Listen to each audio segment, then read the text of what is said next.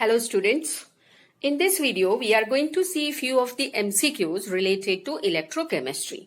So let us see the first question. Two solutions have the ratio of their concentrations. If you see the question, here they have given the ratio of the concentration and that is 0.4. So let us write down the ratio first. So if I call the first solution with concentration as C1 and the second solution as C2, then C1 by C2, that is ratio, is 0.4. The ratio of their conductivities, so similarly K1 by K2, they have given as 0.216. So students, the conductivity ratio and the concentration ratios are given and they are asking about the molar conductivity ratio. So what is molar conductivity is this. So the ratio what they are asking is this. Students, you know that molar conductivity is equal to conductivity into 1000 divided by concentration. So as we are considering here ratio means two solutions, let us consider this also in two terms. So what you will have is the first molar conductivity is equal to the first conductivity into 1000 divided by the first concentration.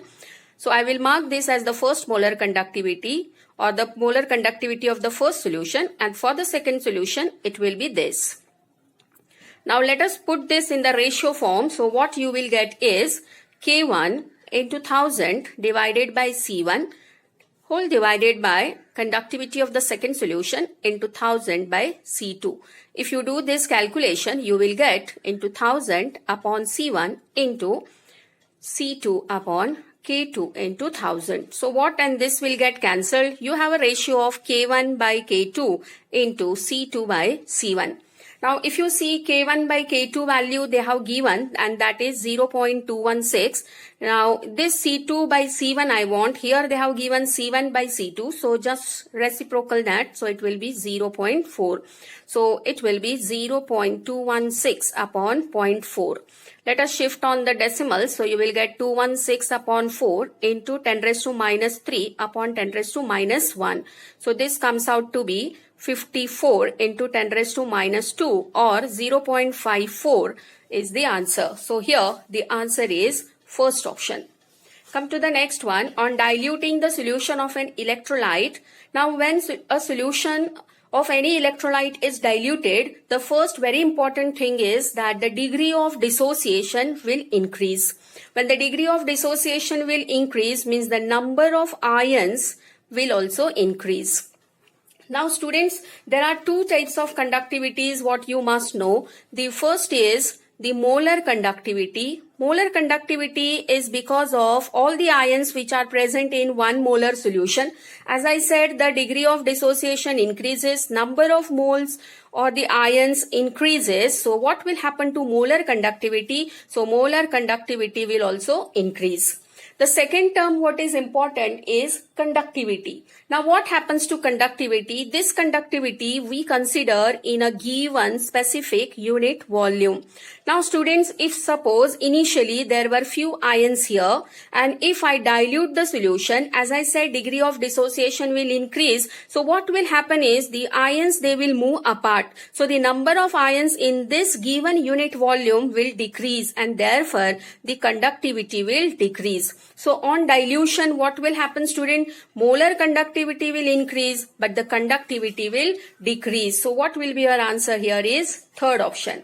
Next, 1 Siemens meter square mole inverse is equal to. First thing which is very important, Siemens here is equal to ohm inverse. The meaning for this is same. The second very important thing is that what you must know, 1 Siemens centimeter inverse is equal to 100 Siemens meter inverse. So when we convert this meter to centimeter or centimeter to meter, it's a relation by 100 or 10 raised to 2. Now if you see here, this is square. So 10 raised to 2 into 10 raised to 2 will become 10 raised to 4. So what will be your answer? For that you must know the relation and that is 1 Siemens meter square mole inverse is equal to 10 raised to 4 Siemens centimeter square mole inverse.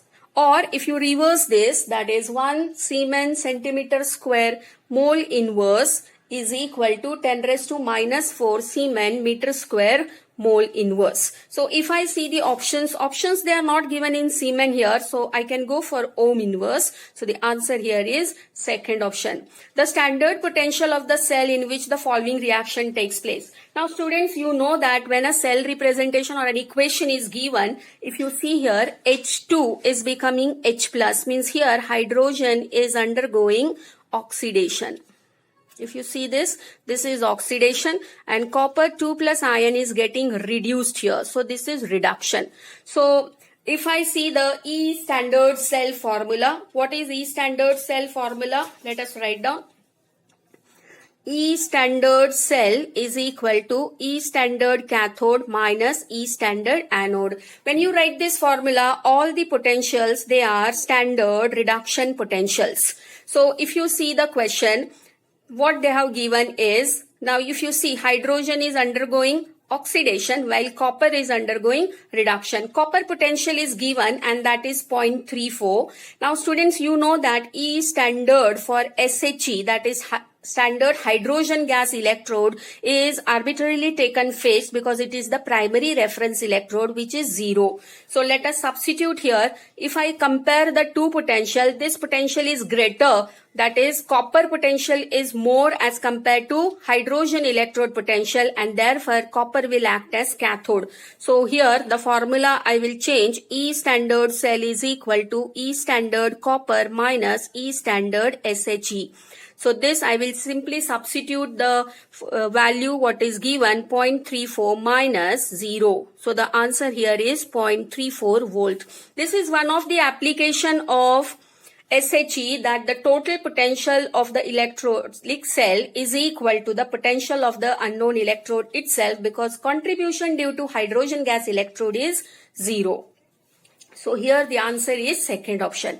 Come to the next one. For the cell which is given here, students, if you see this is called as the cell representation, cell formulation, or this is also called as short notation for any cell.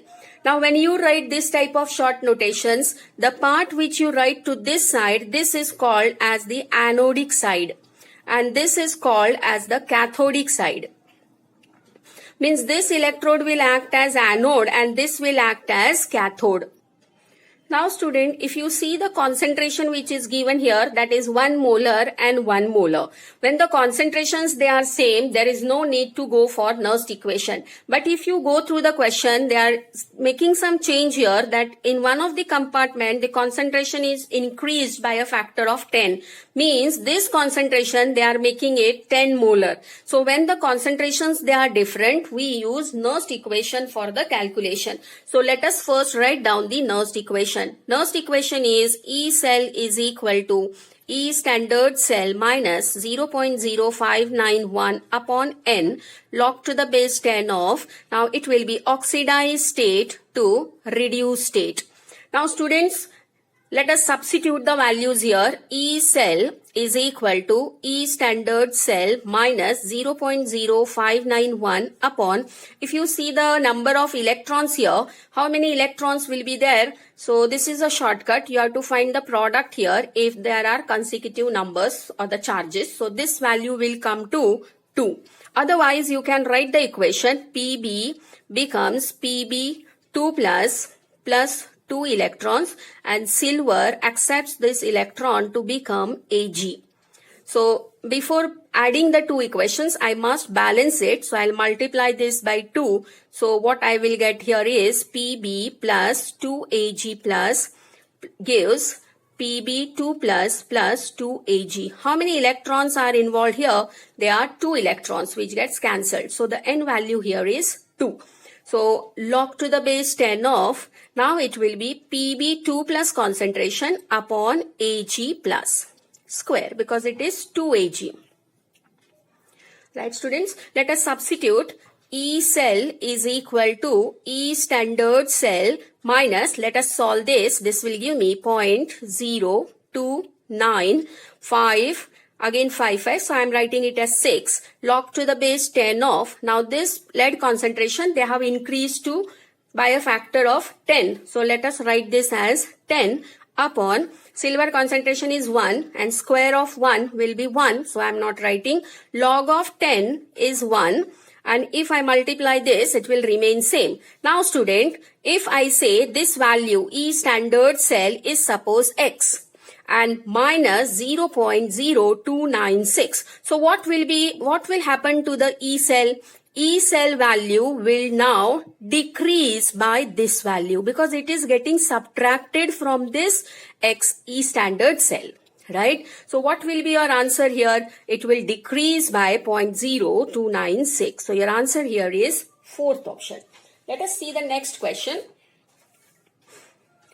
Consider the half reactions with standard potentials. Now students, whenever standard potentials are given, they all are reduction potentials. So if you see here, Ag plus is accepting the electron. This is also accepting the electrons. So they all are reduction potentials. As they are undergoing reduction, their potentials which are mentioned here, they are also reduction potential. So let us arrange them in the decreasing order. So if I see the potentials, they are reduction potentials. So let us arrange them according to the sequence. If you compare the values, this is highest value. So let us mark this as 1. After that, it is iodine. So I'll mark this as 2. And then it is lead 2 plus. So I will mark this as 3 and then 4. Let us arrange them in the decreasing order. So Ag plus, then it will be I2. Next will be Pb2 plus and next is Fe2 plus. Means this will prefer to undergo reduction because its reduction potential is highest. More the reduction potential, more is its ability to undergo reduction, and therefore this will be strong oxidizing agent. If I go below, its reducing power goes on decreasing and it prefers to undergo oxidation, and therefore this will prefer to undergo oxidation, and therefore this is a strong reducing agent. So let us see the options here. So the answer here is second option. Next, for the reaction which is given, E standard cell is given and they are asking you to calculate delta G standard. Now what is the formula is delta G standard is equal to minus NF E cell. Let us substitute the values. Here if I see the reaction, this is involving 2 electrons. So N value is 2, 96500, this is Faraday's constant, multiplied by E standard cell which is given, that is 0.57. If you calculate this, you will get minus 110010. Students, always remember during or in the calculation, we take delta G, delta S and activation energies in J unit. But when you express the answers, your answer must be in kJ. So this value I got in J and therefore its kJ value will be 110.010 kJ. So here your answer is second option, minus 110. So if you see this minus sign, you got the answer for delta G, means the reaction is spontaneous. Means what, student? Nickel prefers to undergo oxidation while copper prefers to get reduced. So this is the spontaneity of the reaction. This can be again confirmed by seeing that this E standard cell is positive. Means again the cell reaction is spontaneous. Come to the next one. Which of the following is not correct? Means we have to select a wrong statement.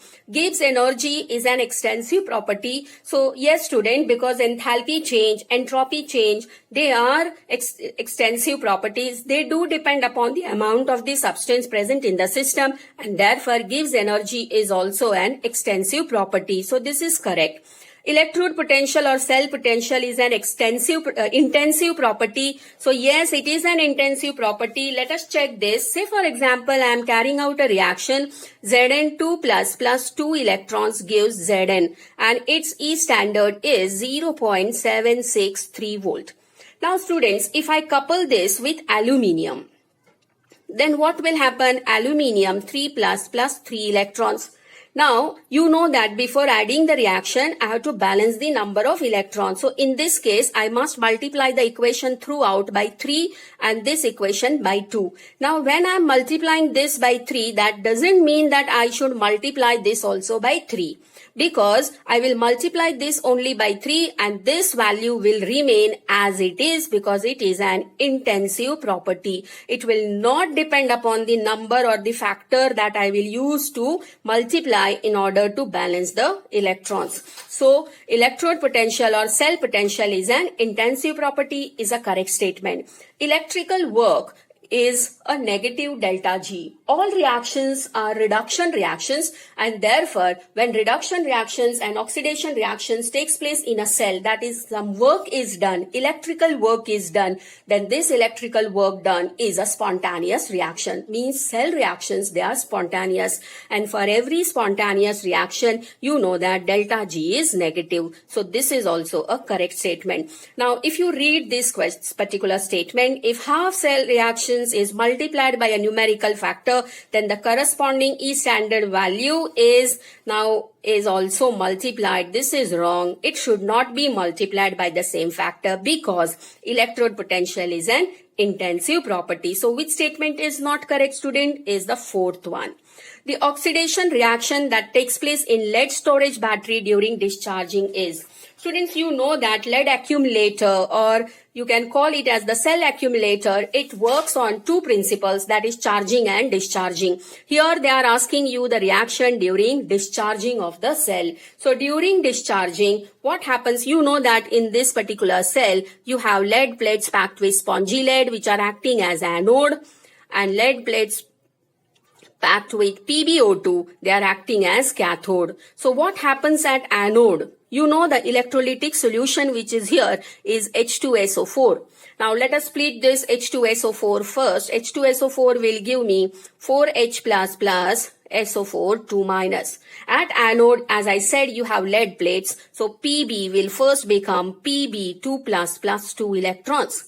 Now, this Pb2+ will combine with one of the sulfate ion and become Pb2++ SO4 2- and it will become PbSO4. This is your half oxidation reaction and this we call it as the precipitation reaction. Now let us add this. This is both the reactions they are taking place at anode.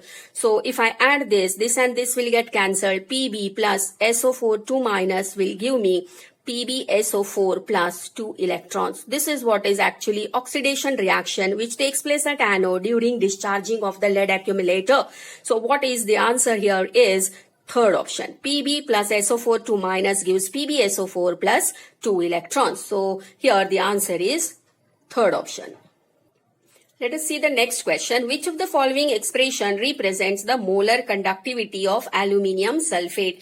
Now students, let us split this aluminium sulfate and see what we get. So aluminium sulfate, SO4 thrice. How I will split this is Al. Now always remember, when you have this type of molecules, I will write aluminium and I will write sulfate. Those two species what I got. Now students, aluminium opposite to this, I will put this as the charge here. So for sulfate, this will be the charge as 2-. And whatever is written here, it will be written as it is in front of this as the number of moles. Let me take one more example to make you understand this, and that is MgOH twice. How I will split this? First I will write Mg and then I will write OH. Now what is written opposite to this, that is 2. I will mark this as 2 plus. What is written here, that is 1. So I will mark here 1. What is written here, I will put as it is here, and what is written here, I will write in this way. So this is how you split this. After splitting that, you have to check whether the charges are balanced. So this will give me 2 plus into 1. This will give me a 2 positive charge and 2 negative charge, means it is neutral. The molecule is neutral. Similarly, you can check here. 3 2 times is 6 here and this is 6 here. The molecule is neutral. Means what you have, the way you have split it here is correct. Now you know that the total molarity of this aluminium sulfate will be equal to the ionic conductance because of Al3 plus, here it will be 2 moles, plus ionic conductance of sulfate ions, that is 3 moles. So according to this, what will be your option here, student? If you see this, answer here is second option, that is B. I hope you have understood all the questions thoroughly. If you want me to make some more videos on the MCQs, please do write in the comment box along with the chapter what you want me to take the MCQs on. So please do like this video, share it with your friends, and don't forget to subscribe my channel. Thank you, students.